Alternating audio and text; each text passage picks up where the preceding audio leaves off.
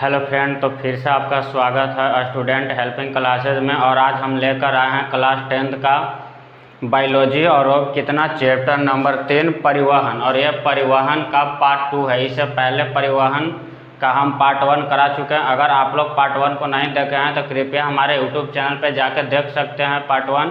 तो आज हम लेके आए हैं परिवहन तंत्र का कितना पार्ट 2। चलिए वीडियो के ना देर करते हुए हम स्टार्ट करते हैं। तो देखिए, हम बताए थे कि मनुष्य में परिवहन, हम मतलब समझा रहे थे क्या कि मनुष्य में परिवहन में भाग लेने वाले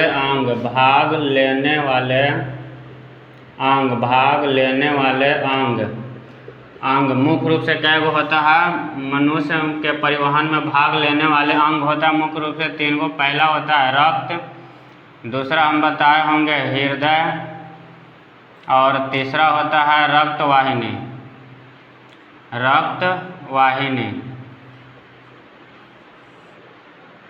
पहला बताएंगे रक्त, दूसरा लिखवाएंगे हृदय, तीसरा रक्तवाहिनी। तो आज हम लोग क्या पढ़ने वाले हैं? रक्त के बारे में। तो आज हम लोग क्या पढ़ने वाले हैं? रक्त के बारे में। तो चलिए शुरू करते हैं। सबसे पहले हम देखते हैं रक्त। यहाँ पे ही लिख देते हैं। सबसे पहले हम देखते हैं किसका? रक्त, यानी कि लिखते हैं यहाँ पे रक्त। इंग्लिश में इसको क्या बोलते हैं? ब्लड। चलिए, अब रक्त के बारे में कुछ इम्पोर्टेंट क्वेश्चन आता है जो हम आप लोग को बता दें। तो देखिए, रक्त जो है ये क्या है? रक्त एक प्रकार का तरल संयोजी ऊतक है। एक प्रकार का तरल संयोजी ऊतक है। तरल संयोजी ऊतक है।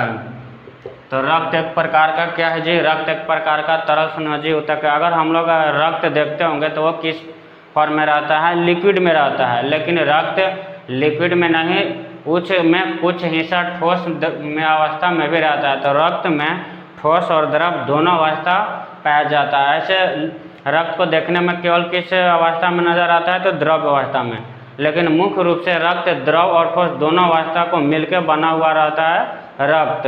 तो आप लोग याद रखिएगा कि रक्त क्या है? रक्त एक प्रकार का क्या है? तरल संयोजी ऊतक है। यह क्वेश्चन हमेशा बार बार पूछते रहता है कि रक्त एक प्रकार का क्या है? तो रक्त एक प्रकार का क्या है? तरल संयोजी ऊतक है। उसके बाद देखिए कि मानव शरीर में रक्त की मात्रा कितनी होती है? मानव शरीर में रक्त की मात्रा, तो मानव शरीर में रक्त की मात्रा कितना होता है? 5 से 6 लीटर, यानी कि और वजन का 7%। वजन का 7%। जैसे मान लीजिए कोई व्यक्ति 50 kg का है तो 50 का 7% कितना होगा? तो 7 × 5 = 35, यानी कि 3.5 लीटर के आसपास उसमें खून होगा। तो इतना याद रखिएगा कि स्वस्थ मनुष्य में रक्त की मात्रा कितनी होती है? 5 से 6 लीटर। वजन से पूछे तो वजन का 7%। उसके बाद देखिए, रक्त का निर्माण कहाँ होता है? रक्त का निर्माण, तो रक्त का निर्माण कहाँ होता है? अस्थि मज्जा में। अस्थि मज्जा में रक्त का निर्माण कहाँ होता है? तो अस्थि मज्जा में रक्त का क्या होता है? निर्माण होता है। उसके बाद एक रक्त से रिलेटेड एक और क्वेश्चन आता है कि रक्त का pH मान। रक्त का pH मान कितना होता है? तो रक्त का pH मान होता है 7.4, यानी कि क्षारीय होता है। 7.4 यानी कि क्या होता है? क्षारीय होता है। याद रखिएगा कि रक्त का pH मान कितना होता है? तो रक्त का pH मान 7.4 होता है। और रक्त से रिलेटेड 2 और क्वेश्चन आता है कि रक्त बैंक या रक्त का कब्रिस्तान किसको बोलते हैं? प्लीहा को।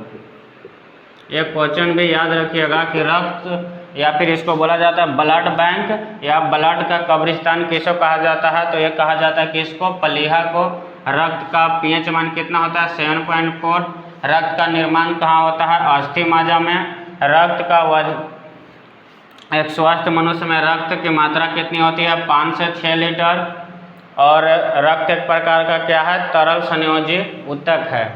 तो ये था कुछ रक्त के बारे में।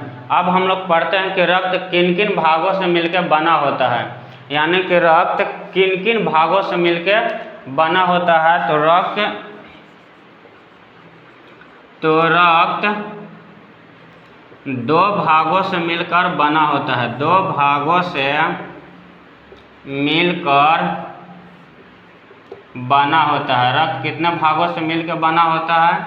तो रक्त 2 भागों से मिलकर बना होता है, यानी कि यहाँ पे है रक्त 2 भागों कौन कौन होता है? एक होता है प्लाज्मा। चलिए इसको हम मिटा के लिख देते हैं थोड़ा साफ से।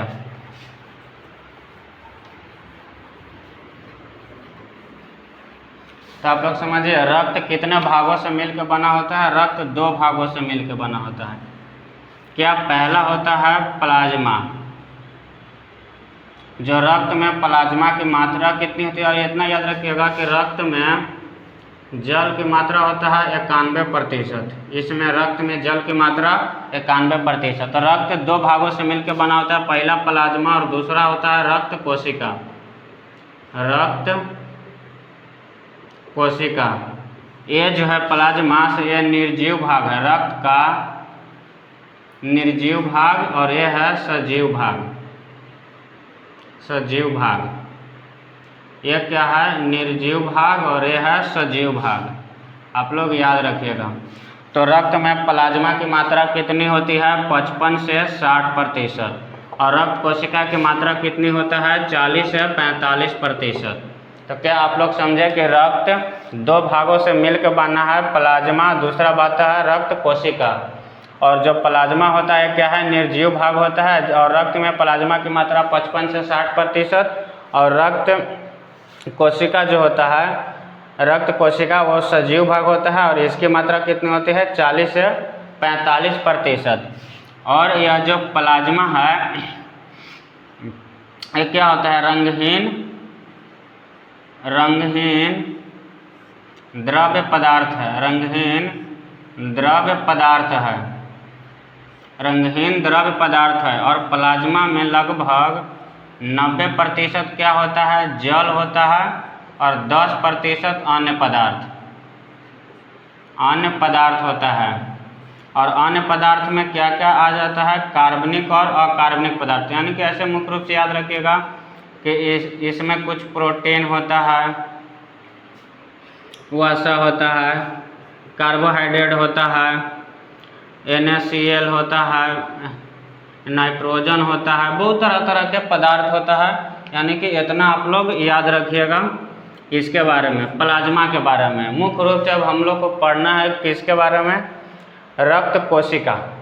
और यह भी है कि जो प्लाज्मा है ये क्या करता है? रोग प्रतिरोध क्षमता भी बढ़ाने का कार्य करता है। क्या? रोग प्रतिरोध क्षमता। रोग प्रतिरोध क्षमता भी बढ़ाने का कार्य करता है, यानी कि हमारे शरीर में प्रवेश करने वाले हानिकारक पदार्थों को भी ये मारने का कार्य करता है। हमारे शरीर को उसे सुरक्षा रखने का भी कार्य करता है। कौन? प्लाज्मा। और ये जो रक्त कोशिका है, ये रक्त कोशिका कितने प्रकार का होता है? रक्त कोशिका 3 प्रकार का होता है। पहला होता है RBC, दूसरा होता है WBC, और तीसरा क्या होता है? प्लेटलेट्स।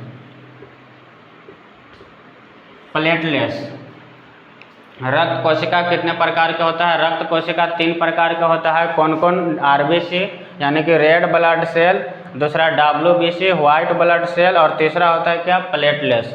यानी इसको बोलते हैं लाल रक्त कणिकाएँ, श्वेत रक्त कणिकाएँ, और प्लेटलेट्स, जिसको हम लोग हिंदी में बोलते हैं रक्त बिंबाणु। तो चलिए अब हम लोग सब, क्या आप लोग को यह समझ में आया? तो एक बार आप लोग देख लीजिए कि रक्त 2 भागों से मिलकर बना होता है। क्या क्या? प्लाज्मा और दूसरा रक्त कोशिका। रक्त में प्लाज्मा की मात्रा कितनी होती है? 55 से 60%। और रक्त कोशिका की मात्रा कितनी होती है? 40 से 45%।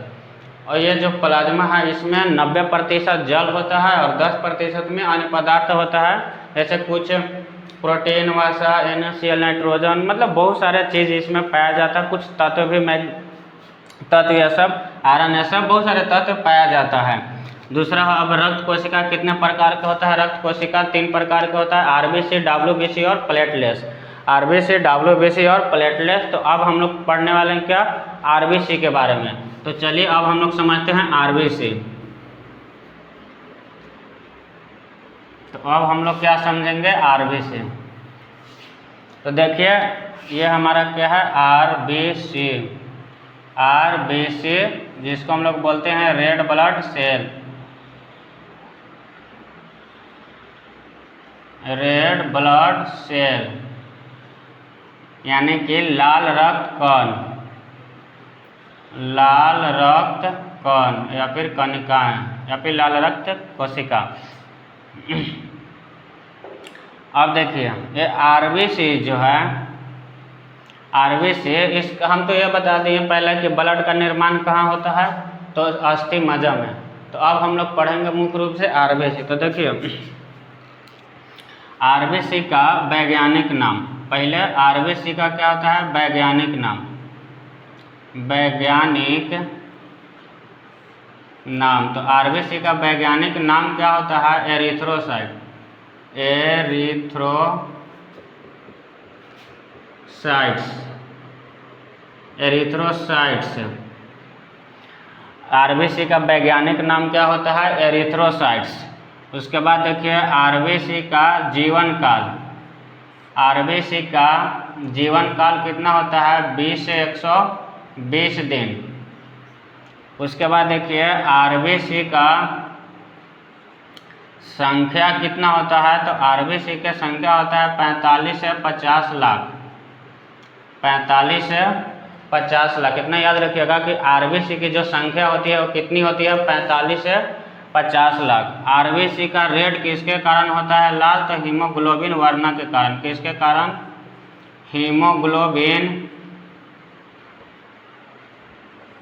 किसके कारण होता है? हीमोग्लोबिन वर्णक के कारण, वर्णक के कारण क्या होता है? रेड होता है। 1 मिनट रुकिए, इंक थोड़ा सा। तो यह हीमोग्लोबिन वर्णक के कारण क्या होता है? लाल होता है। उसके बाद देखिए आरबीसी में केंद्रक नहीं पाया जाता है, केंद्रक नहीं पाया जाता है। आरबीसी में केंद्रक नहीं पाया जाता है। अपवाद में क्या होता है? अपवाद में ऊंट और लामा, ऊंट और लामा एक प्रकार का रेगिस्तानी जीव है जिसमें केंद्रक पाया जाता है, केंद्रक पाया जाता है। तो याद रखिएगा कि जो हमारा आरबीसी है, देखो आरबीसी के बारे में ये सब जितना है से महत्वपूर्ण पॉइंट है। देखिए आरबीसी का वैज्ञानिक नाम क्या है? एरिथ्रोसाइट्स। आरबीसी का जीवन काल कितना होता है? 20 से 120 दिन। आरबीसी की संख्या कितनी होती है? 45 से 50 लाख। आरबीसी लाल किसके कारण होता है? तो हीमोग्लोबिन वर्णा के कारण। आरबीसी में केंद्र, मनुष्य के आरबीसी में केंद्रक नहीं पाया जाता है, लेकिन अपवाद में ना ऊंट और लामा के आरबीसी में केंद्रक पाया जाता है। उसके बाद देखिए कि आरबीसी का जो कार्य होता है वो क्या होता है? ऑक्सीजन का परिवहन करना, ऑक्सीजन का परिवहन। तो क्या आप लोग समझे कि आरबीसी का काम क्या होता है? ऑक्सीजन का परिवहन। और यही आरबीसी में अगर कमी आता है तो एनीमिया नामक बीमारी होता है। इसमें अगर कमी होता है तो क्या बीमारी होता है? एनीमिया, एनीमिया नामक बीमारी होता है, यानी कि रक्त की कमी, रक्त की कमी। याद रखिएगा कि अगर यही आरबीसी की संख्या में कमी होता है तो एनीमिया नामक बीमारी होता है, जिसको हम लोग बोलते हैं कि तुम्हारे शरीर में किस चीज़ की कमी है? तो रक्त की कमी है। और आरबीसी में, और अगर आरबीसी की जनसंख्या बढ़ जाए तो पॉलीसाइथेमिया नामक बीमारी होता है, जो क्या है? कैंसर है। अगर यह ज़्यादा हो जाता है तो पॉलीसाइथेमिया, पॉलीसाइथेमिया नामक बीमारी होता है, जिसको हम लोग क्या कहते हैं? कैंसर। जिसको हम लोग कैंसर कहते हैं। पॉलीसाइथेमिया कहता है एक प्रकार का ब्लड कैंसर है। तो आप लोग को पता है कि ब्लड कैंसर किसे कहते हैं, जब रक्त न अनियंत्रित रूप से विभाजित होने लगता है तो यह किसका रूप ले लेता है, कैंसर का। यानी कि ब्लड की कोशिका जितना मनुष्य में होना चाहिए उससे कई गुना ज़्यादा हो जाता है, यानी कि उसमें कोशिका विभाजन अनियंत्रित रूप से होने लगता है, तो वही रूप किसका ले लेता है, कैंसर का। तो वही अगर आरबीसी की संख्या ज़्यादा हो जाता है तो पॉलीसाइथेमिया नामक एक बीमारी होता है, जो किस प्रकार का बीमारी है, तो कैंसर बीमारी है। तो इतना महत्वपूर्ण किसके बारे में था, आरबीसी के बारे में। तो चलिए एक बार आरबीसी के बारे में फिर देख लेते हैं। आरबीसी का वैज्ञानिक नाम क्या है, एरिथ्रोसाइट्स। आरबीसी का जीवन काल कितना होता है, 20 से 120 दिन। उसके बाद आरबीसी की संख्या कितना होता है, 45 से 50 लाख। उसके बाद आरबीसी लाल किसके कारण होता है, हीमोग्लोबिन वर्ण के कारण। उसके बाद आरबीसी जो होता है उसमें केंद्रक नहीं पाया जाता है, लेकिन अपवाद में ऊंट और लामा में केंद्रक पाया जाता है। उसके बाद देखिए आरबीसी का कार्य क्या है, ऑक्सीजन का परिवहन करना। आरबीसी की कमी से क्या रोग होता है, एनीमिया, जिसको हम लोग क्या बोलते हैं कि शरीर में खून की कमी है और इसकी अधिकता यानी कि ज़्यादा बढ़ जाता है तो पॉलीसाइथेमिया नामक बीमारी होता है, जो एक प्रकार का क्या है, कैंसर है, जिससे हम लोग आम भाषा में ब्लड कैंसर भी बोलते हैं। तो क्या आप लोग के यह समझ में आया, क्या आप लोग के समझ में आया रक्त के बारे में।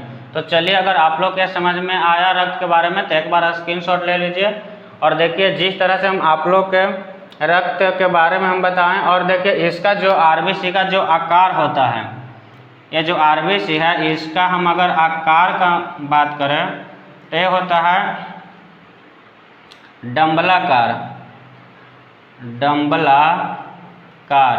आरबीसी के आकार कैसा होता है, ऐसे होता है डंबलाकार, गोलाकार। ये प्रकार का क्या होता है, इसके संरचना होता है और बहुत सारे संरचना है, जैसे आप यहाँ पे देख सकते हैं। ये हमारा क्या है, रेड कलर का आरबीसी है। इसमें जितने भी इस आकार के रक्त नज़र आ रहा है तो ये क्या है, आरबीसी है। तो याद रखिएगा आरबीसी यह जितना है यह सब का सब क्या है, आरबीसी। और आरबीसी का कार्य क्या है, मुख्य रूप से ऑक्सीजन का परिवहन करना, यानी कि एक स्थान से दूसरे स्थान तक ले जाना, जो इसमें आप देख सकते हैं। चलिए अब अगला देखते हैं। दूसरा रक्त कोशिका क्या था, डब्ल्यूबीसी। अगर ये आप लोग को समझ में आया होगा तब दूसरा चलते हैं, डब्ल्यूबीसी।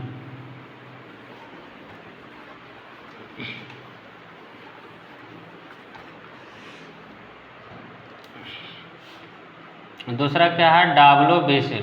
इसको क्या बोलते हैं, व्हाइट ब्लड सेल, सफ़ेद रक्त कण, सफ़ेद रक्त कण, व्हाइट ब्लड सेल। इसका वैज्ञानिक नाम ल्यूकोसाइट्स। इसका वैज्ञानिक नाम क्या है, ल्यूकोसाइट्स। डब्ल्यूबीसी की संख्या कितना होता है, 8 से 10,000। डब्ल्यूबीसी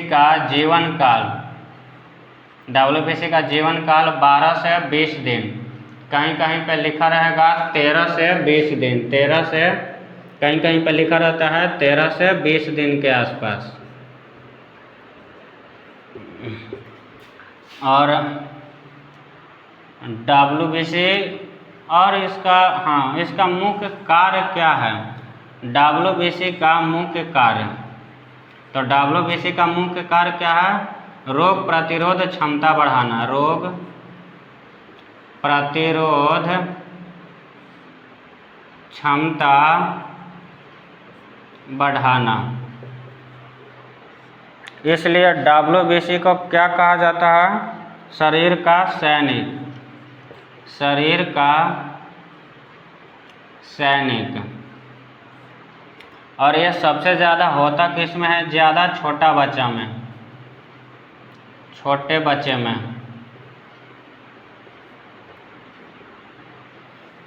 तो ये था डब्ल्यूबीसी के बारे में। तो देखिए डब्ल्यूबीसी के बारे में, डब्ल्यूबीसी को इंग्लिश में क्या बोला जाता है, व्हाइट ब्लड सेल, यानी कि श्वेत रक्त कण। WBC का वैज्ञानिक नाम क्या है? ल्यूकोसाइट्स।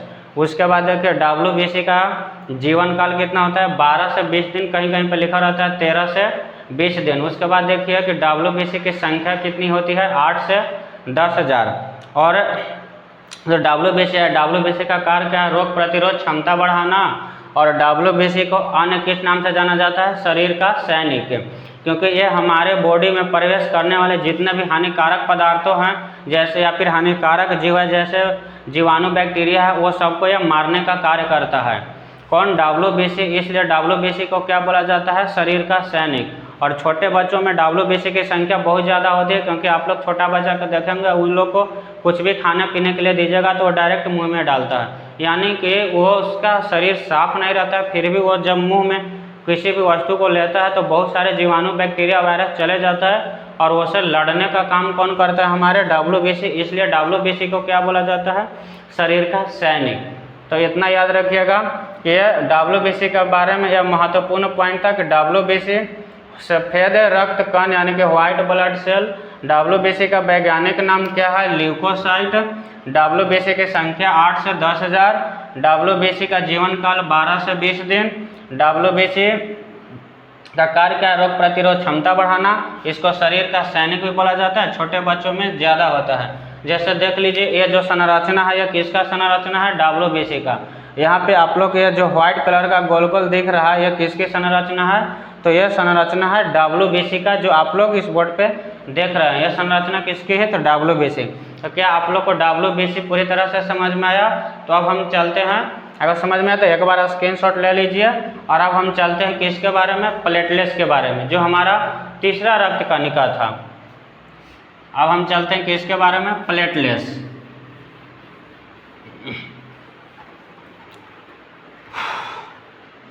अब हम लोग किसके बारे में चलते हैं? प्लेटलेट्स। प्लेटलेट्स। तो ये प्लेटलेट्स है, जिसको हम लोग क्या बोलते हैं? रक्त बिंबाणु। बिंबाणु, रक्त बिंबाणु। इसका वैज्ञानिक नाम क्या है? वैज्ञानिक नाम, इसका वैज्ञानिक नाम क्या है? थ्रोम्बोसाइट। थ्रोम्बोसाइट्स, इसका वैज्ञानिक नाम क्या है? थ्रोम्बोसाइट्स। इसका जीवन काल, जीवन काल कितना होता है? लगभग 1 सप्ताह, लगभग 7 दिन, यानी कि 1 सप्ताह, या कहीं कहीं पर लिखा रहता है 7 से लेकर 12 दिन तक, याद रखिएगा। इसकी संख्या लगभग होता है 1.5 से 2 लाख के आसपास। इसकी संख्या जो लगभग होता है 1.5 से 2 लाख, 2 लाख तक इसकी संख्या। इसका काम कार्य क्या है? रक्त को थक्का जमाना, रक्त को थक्का जमाना। और रक्त के थक्का जमाने में एक और कार्य करता है विटामिन के। विटामिन के जो क्या करता है? मदद करता है, मदद करता है। यह था किसके बारे में? प्लेटलेट्स के बारे में। देखिए ये क्या है प्लेटलेट्स के बारे में। तो प्लेटलेट्स का वैज्ञानिक, ऐसे हिंदी में प्लेटलेट्स को क्या बोलते हैं? रक्त बिंबाणु। बिंबाणु। प्लेटलेट्स का वैज्ञानिक नाम क्या है? थ्रोम्बोसाइट्स। प्लेटलेट्स का जीवन का लगभग 7 दिन तक, कहीं कहीं दे रहता है 7 से 12 दिन तक। प्लेटलेट्स की संख्या लगभग कितना होता है? 1.5 से 2 लाख के आसपास। उसके बाद प्लेटलेट्स का कार्य क्या है? रक्त को थक्का जमाना। और रक्त को थक्का जमाने में एक और विटामिन मदद करता है, जिसका नाम है विटामिन के। यानी कि देखिए ये जो आप लोग को चित्र में नज़र आ रहा है बोर्ड पे, यह क्या है? तो यह प्लेटलेट्स का चित्र है। जो आप बोर्ड पे देख रहे हैं क्या है? प्लेटलेट्स का चित्र है। तो आप लोग देखिए प्लेटलेट्स का मुख्य कार्य क्या है? रक्त को थक्का जमाना। यानी कि जैसे मान लीजिए कोई व्यक्ति है, अगर वो किसी प्रकार का कार्य कर रहा है और उस कार्य के दौरान उसका हाथ या किसी भी शरीर का अंग कट गया, तो वहाँ पे देखिएगा कुछ समय के बाद क्या होता है? वहाँ पे रक्त जम जाता है और वो एकदम हार्ड हो जाता है, काड़ा आवरण की तरह। तो वही रक्त को थक्का जमाने में मदद कौन करता है? तो रक्त को थक्का जमाने में मदद कौन करता है? प्लेटलेट्स। तो क्या आप लोग प्लेटलेट्स के बारे में समझे? और हम अगला पढ़ेंगे हृदय, पार्ट तीसरा में अब पढ़ेंगे हम लोग क्या, हृदय। पाठ तीसरा में हम लोग क्या पढ़ेंगे, हृदय। पाठ तीसरा में क्या पढ़ेंगे, हृदय।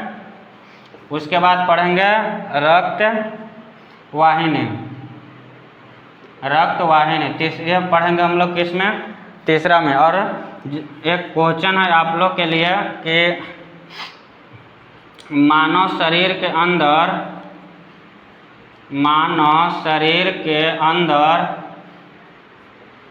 रक्त थक्का क्यों नहीं जमता है। मानव शरीर के अंदर थक्का क्यों नहीं जमता है। आप लोग के लिए एक क्वेश्चन है कि मानव शरीर के अंदर रक्त थक्का क्यों नहीं जमता है। इस क्वेश्चन का आप लोग आंसर कमेंट बॉक्स में दीजिएगा। अगर आप लोग को इस वीडियो से कुछ भी एक पॉइंट भी समझ में आया तो अपने छोटे भाई समझकर इस वीडियो को लाइक और शेयर, कमेंट और सब्सक्राइब जरूर कर दीजिएगा। चलिए अब मिलते हैं आप लोग को अगला पार्ट में, यानी कि पार्ट 3 में।